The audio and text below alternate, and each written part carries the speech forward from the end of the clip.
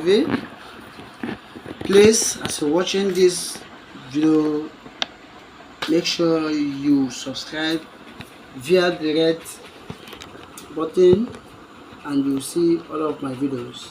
I'm still your resource person, Don Wokike. I just want to emphasize on drugs psychology or psychology of drug abuse or drug addiction. There's no explanation about psychology without talking about the mind, and this mind cannot be located anywhere in the body. Even though the person's brain is being torn into places, you cannot see the mind.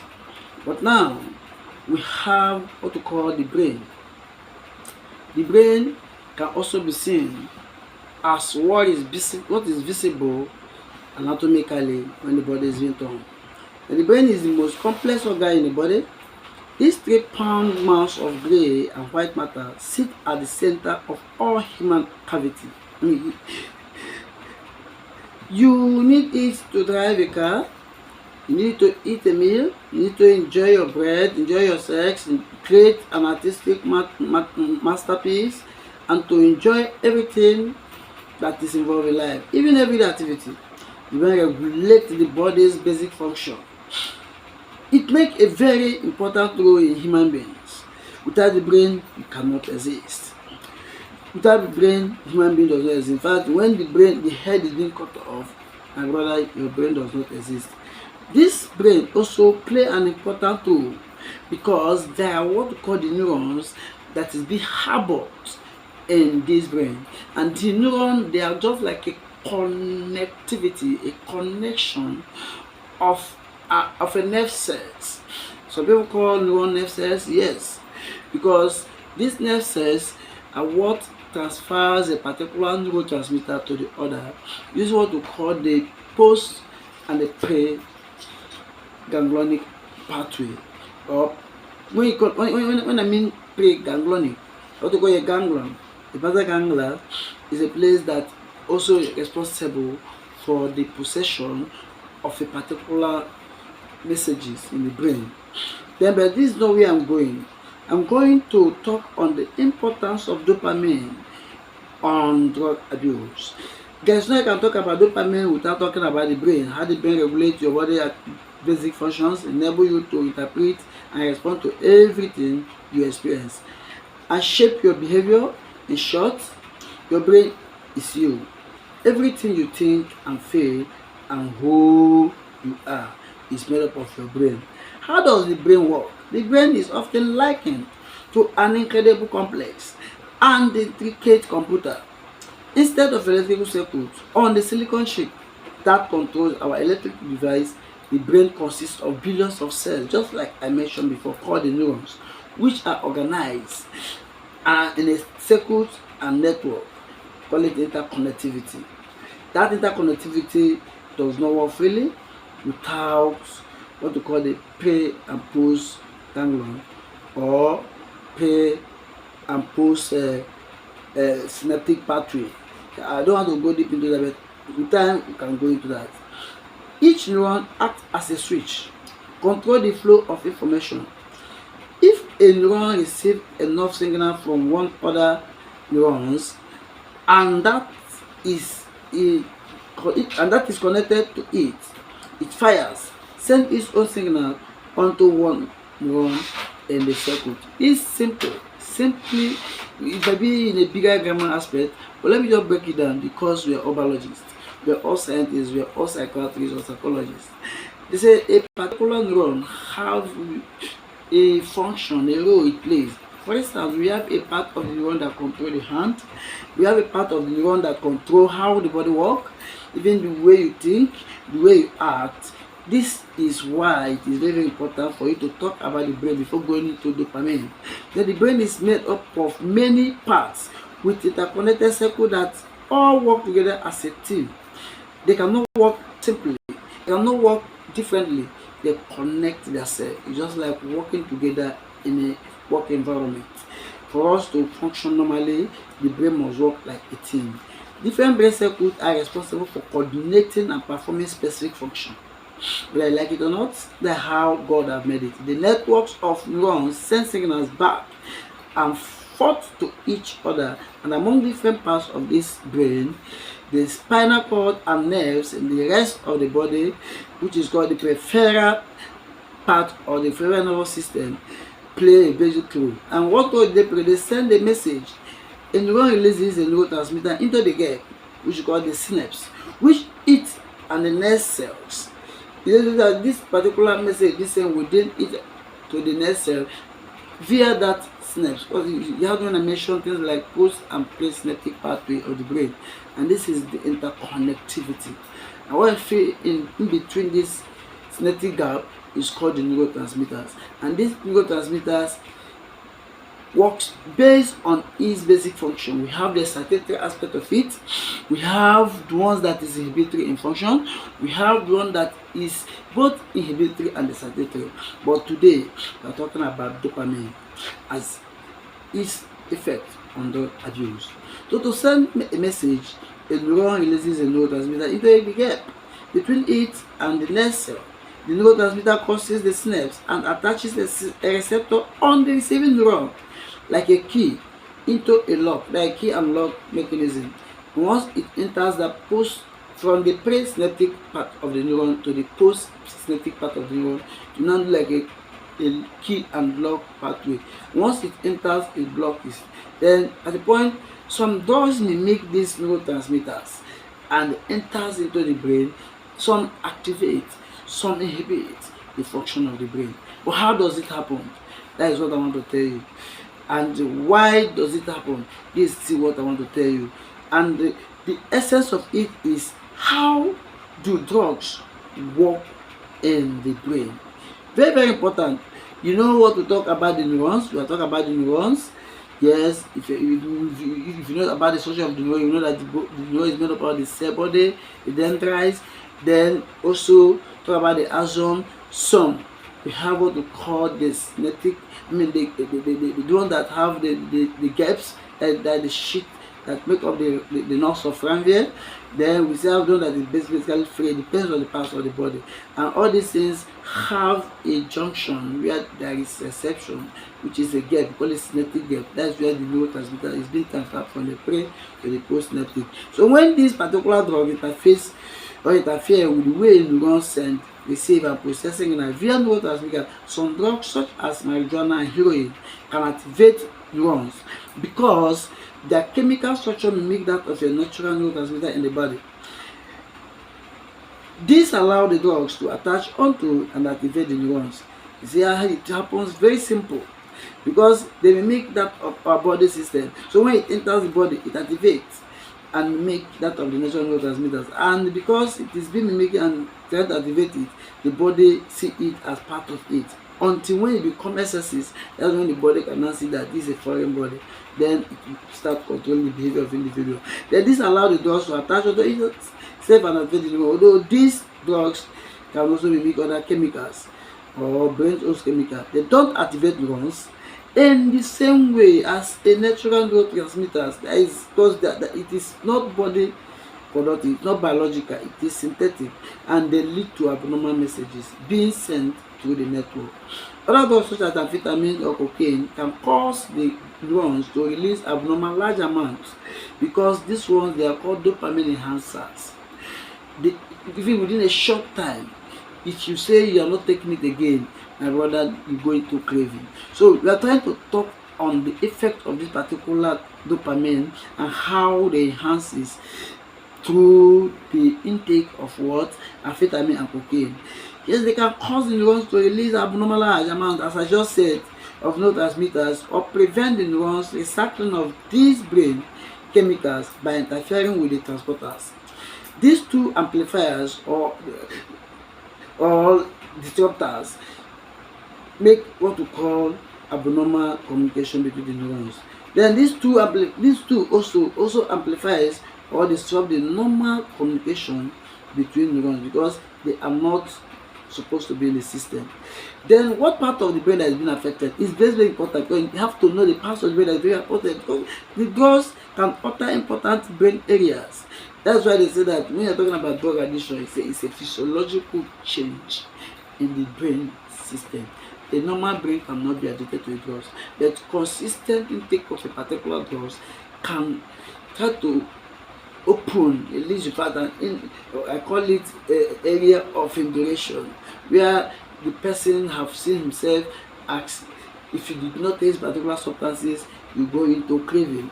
Some people have some abnormal, physiological response in order to top up. Then this thing does not take place just like that. This drug can alter important brain areas that are necessary for life sustaining function and can drive the compulsion and compulsive drugs use that marks addiction. Because addiction does not just occur without compulsive use of drugs. I said it before that sometimes, if not because of APA and the DSM classification of mental illness, I can say that drug abuse, which is also a research I'm still working on, is a type of obsessive compulsive mode, because I was talking about thought, that is thinking, and when you think, you have to carry out the action, and when you carry out the action, you will not be relaxed. But if you do not carry out the action, it will put you into anxiety. Okay, let's see how this particular area that has been affected works.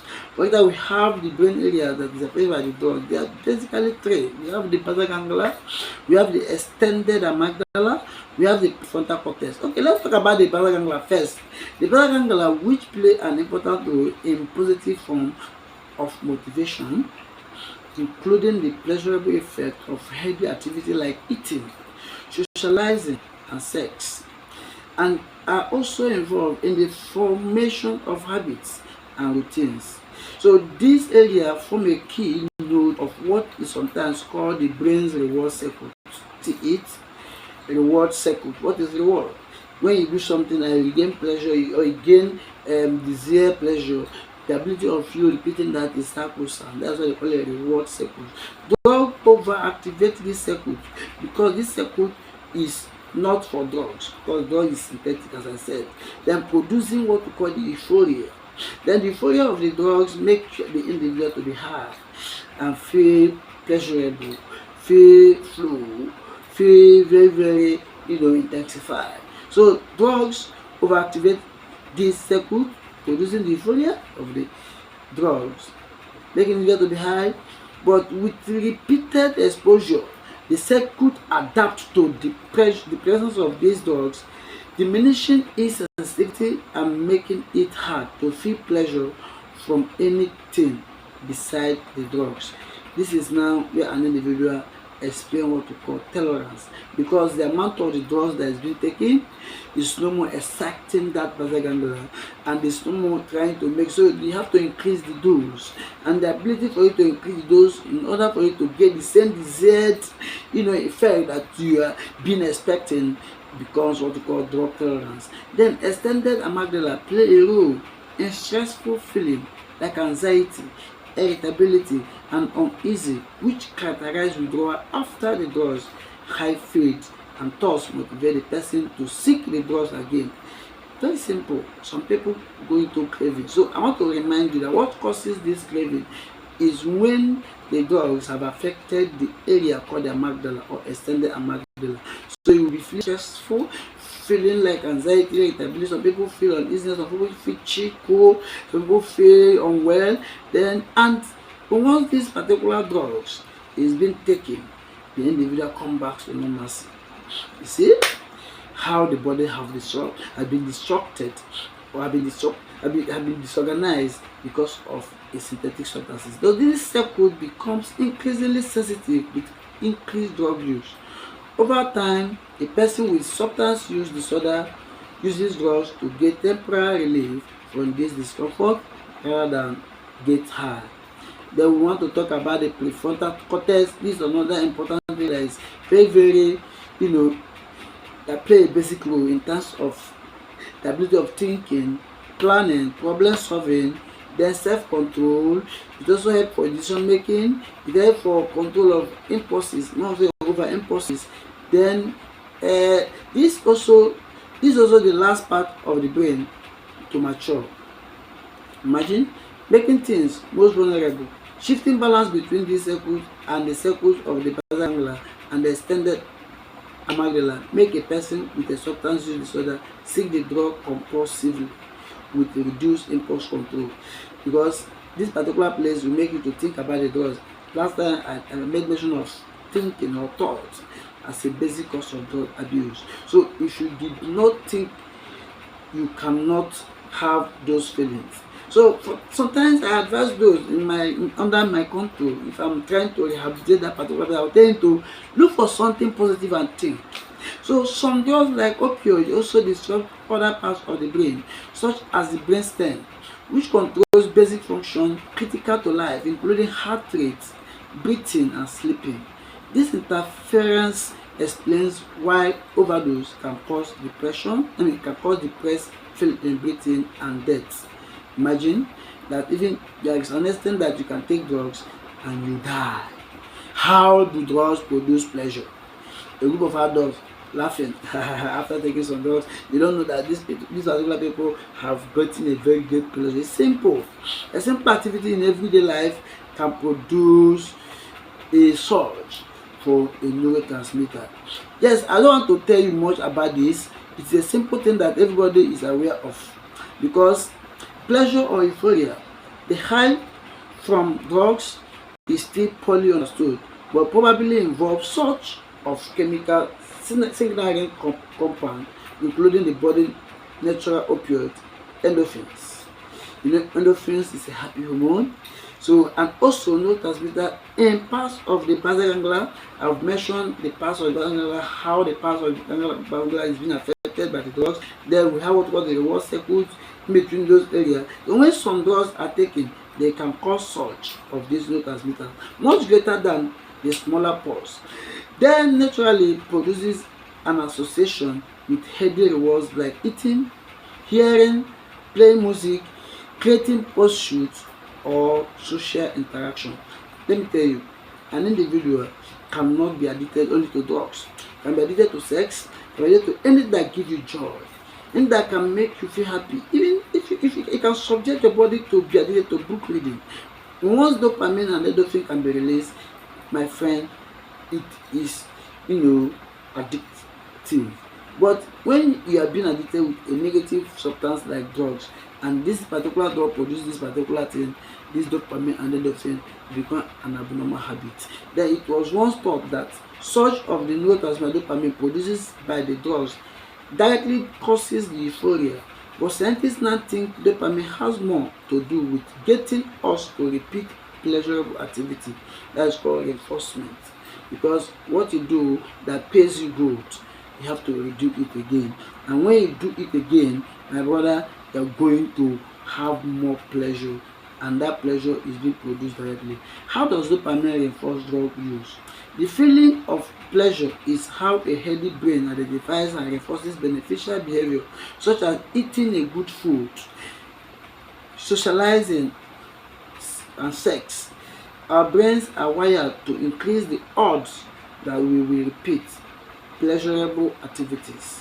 Imagine, because it is called the reward system, the ability for us to use this particular place and continue being addictive and taking it is there, because the neurotransmitter dopamine is central to this. Whenever the reward circuit is activated by a healthy pleasurable experience, a burst of dopamine signals that something important is happening that need to be remembered. And what is that?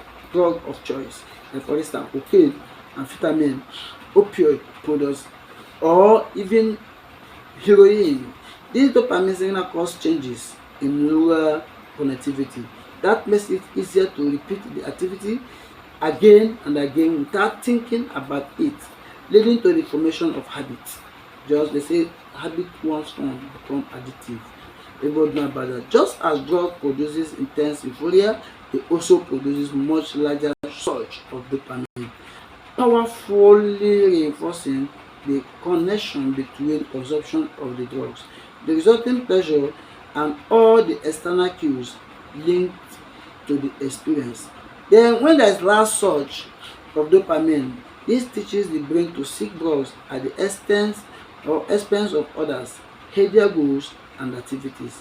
And what we call cues in a person's daily routine or every environment that the person finds himself. Sometimes they say drug abuse they are not something that you can treat at home. I used to say it is it's called environment conflictogenic. That is, it's conflictogenic to the environment, because if you go to where you take it and you have that thought of it, my brother, link that area of reinforcement and you come back to it and you become an addict again. So we remove the person from the environment in process of rehabilitation. I've talked it in terms of when I was discussing about rehabilitation, that these particular drugs, because it's fine, you have seen yourself in that environment, it will not become a routine habit that have become linked with drug use because of change to the reward cycle and trigger uncontrollable craving. Whenever the person is exposed, if you're exposed now to it, my brother, that cue, even if the drugs itself is not available, you have to look for a possible way to make sure you augment that drug. Some people go to the wall and crack the wall, some people go to the toilet and smell. That is where withdrawal effects start happening.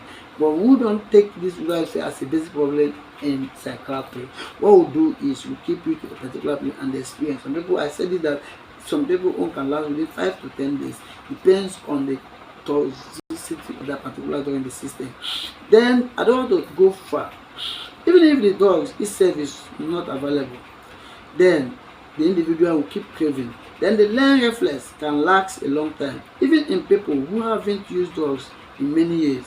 For example, people who have been drug free for a decade can experience craving when returning to an old neighborhood, you see, or house where they use drugs. So the ability of the right encephalon in the limbic system trying to remind you that this is where you should take drugs, because those of you going to the drugs is still there. So the environment is conflictogenic. I said it. So look at what dopamine works. Look at how negative it is when it has been reinforced. For example, people who have been drug free, as I said, for a decade, for 10 years, can as well experience craving when they return to their old neighborhood. So why keeping a drug addict in the same environment? Why can't you take him out of that environment? Like riding a bike, the brain remembers. Like now, whatever. Okay, let me ask you this question. Can you forget the last time you do a particular thing that is very, very remembrable? That is something you can easily, like okay, let me say for instance, those that have had sex for the first time. It's hardly you forget the first sex you had in life. If the first time you went to your school, you can hardly forget that particular, like when I got admission, whomever you see that day, you can hardly forget that particular person. They say first experience matters a lot, because whatever you tell me at the point at which you meet at a particular period of time can also affect you. Why are drugs more addictive than natural rewards? For the brain, the difference between normal rewards and drug reward can be likened to the difference between someone whispering into your ear and someone shouting into a microphone. Just as we turn down the volume on radio that is too loud, the brain of someone who misuses drugs can also be adjusted. So if you have misused drug, the drug has been linked to dopamine, endorphin, everything that will make you to be happy has been linked to it. So the ability for you to go away from the drugs can easily become problematic. So my dear friends, drug abuse, drug addiction is a psychiatric emergency, which is another lesson we're going to talk next time. I would like you to make sure you subscribe. Please press the red button. You will enjoy more of my video. Dopamine play a major role in drug addiction. Repeated intake of drugs also play a major role. I also analyze how some areas been affected, like the extended amygdala, the neurocortex, and the basal ganglia. All these areas play major role, and when this area is being affected, the individual can have problem with drug craving or have problem with drug addiction, because they are very, very important. Like frontal cortex, they say basically for thinking. Then the other aspect, the extended basal ganglia, just going to the individual having things like experience of anxiety, irritability, and other things. Then the other one is also on another, that is the amygdala, also play a major role for you to talk of the particular drugs. So I want to tell you that for you, they say for you, instead of going into treatment, the best thing is avoidance. avoid drug use, avoid drug abuse, so that you will not be addicted, because your habit once formed becomes addicted. Thanks. I'm Tom Wokike. I'm still on the psychology of drug abuse. Thank you, and God bless you as you subscribe, and I'll give you more of my videos.